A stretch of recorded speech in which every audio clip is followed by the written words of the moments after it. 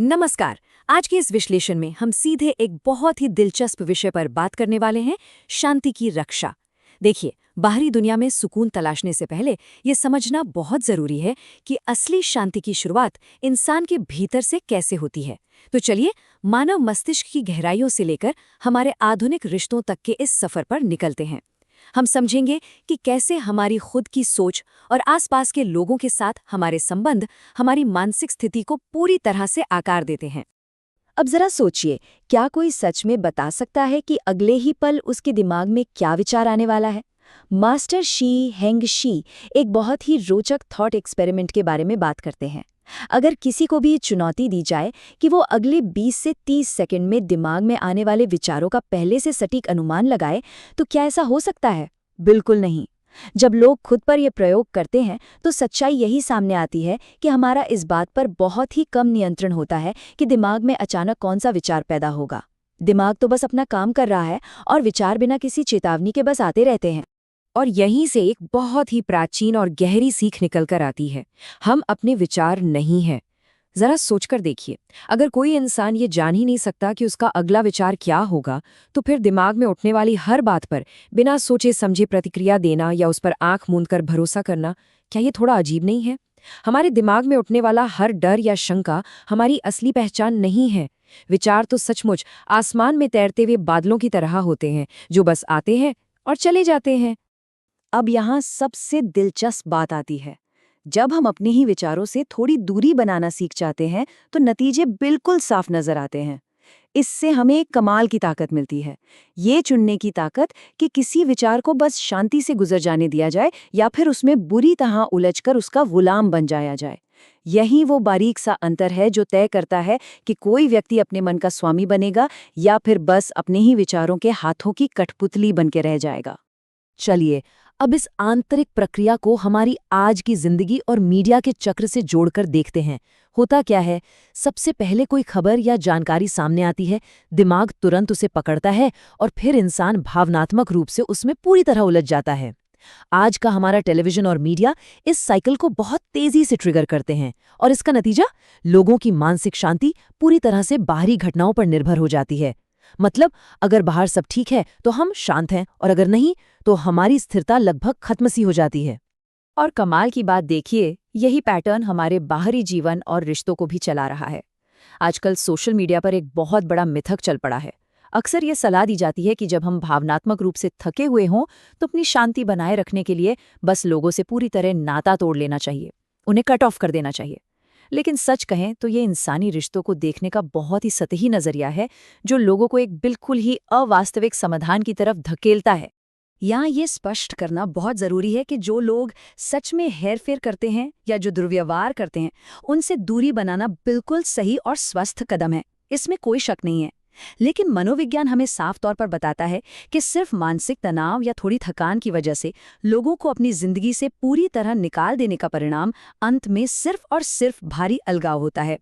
ऐसा करके हम इंसानों की आपसी जुड़ाव और समाज में रहने की जो सबसे बुनियादी जरूरत है, उसी को पूरी तरह से नजरअंदाज कर देते हैं। तो यहाँ समझने वाली सबसे अहम बात यह है कि कभी-कभार होने वाले मतभेद या मनमुटाव असल में जीवन का एक बहुत ही सामान्य हिस्सा है। सोशल मीडिया भले ही रिश्तों को बहुत सरल बनाकर पेश करे, लेकिन असल जिंदगी में हर छोटी असहमति का मतलब ये कतई नहीं है कि सामने वाला इंसान टॉक्सिक है। यहाँ तक कि हमारे सबसे अच्छे और सपोर्टिव दोस्त भी कभी-कभी गलत बात कह सकते हैं। इसलिए रिश्ते को पूरी तरह से खत्म कर देने या भागने से कहीं ज्यादा बेहतर और स्वस्थ तरीका ये है कि उस मुद्दे पर खुलकर बात की जाए। और ठीक इसी जगह पर एंट्री होती है सीमाओं यानी बाउंड्रीज की। सीमाएं कोई पक्की ईंट की दीवार नहीं है जिनका मकसद हर इंसान को बाहरी रोक देना हो, बल्कि इन्हें एक जाली वाले दरवाजे की तरह सोच सकते हैं, जो ताज़ी हवा को तो अंदर आने देता है लेकिन कीड़े मकोड़ों को बाहर ही रखता है। पूरी तरह से लोगों से कट जाने की तुलना में ये अपनी मानसिक और भावनात्मक शांति की रक्षा करने का एक बहुत ही बेहतरीन और व्यावहारिक तरीका है। तो फिर व्यवहारिक रूप से ये स्वस्थ सीमाएं आखिर दिखती कैसी हैं? चलिए इसके 3 बेहतरीन तरीके देखते हैं। पहला, जब हमें आराम की जरूरत हो तो मैसेज का जवाब देने में थोड़ा समय लेना बिल्कुल ठीक है। दूसरा, उन विषयों पर बातचीत करने से बचना जिन पर हमेशा बेवजह बहस होती है। और तीसरा, ये तय करना कि किसके साथ कितनी व्यक्तिगत जानकारी साझा करनी है।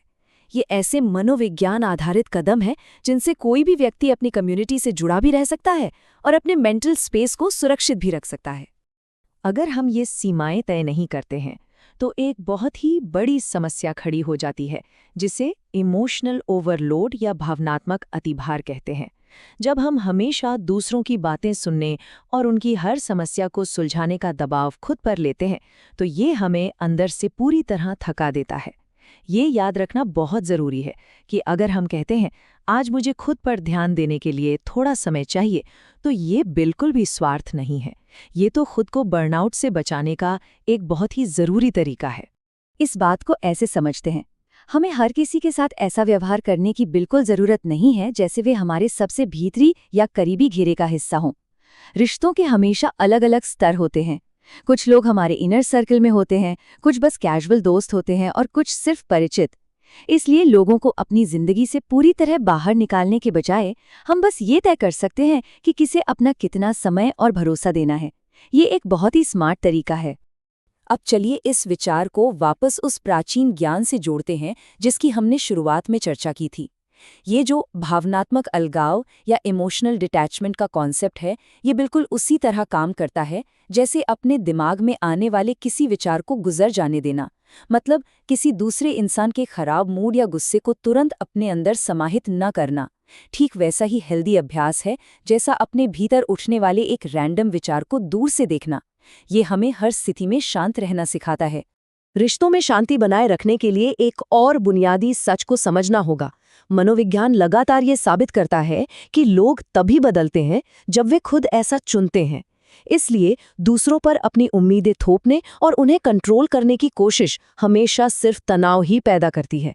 इसके बजाय जब हम अपने खुद की प्रतिक्रियाओं को एडजस्ट करना और अपनी सीमाओं को पहचानना सीख जाते हैं, तो जीवन में एक बहुत ही गहरी शांति आती है। तो इस विश्लेषण के अंत में हमारे सामने एक बहुत ही शक्तिशाली सवाल खड़ा होता है। क्या हम जागरूक होकर अपने विचारों और स्थितियों के पर्यवेक्षक बनना चुनेंगे, या फिर अपने ही अगले विचार और बाहरी दुनिया के संघर्षों के बंदी बनकर रह जाएंगे? यह फैसला पूरी तरह हमारा है कि आगे बढ़ते हुए हम अपने आंतरिक मन और बाहरी रिश्तों दोनों को किस तरह से फिल्टर करना चाहते हैं। इस चर्चा में शामिल होने के लिए आपका बहुत बहुत धन्यवाद और इस सवाल पर विचार जरूर कीजिएगा।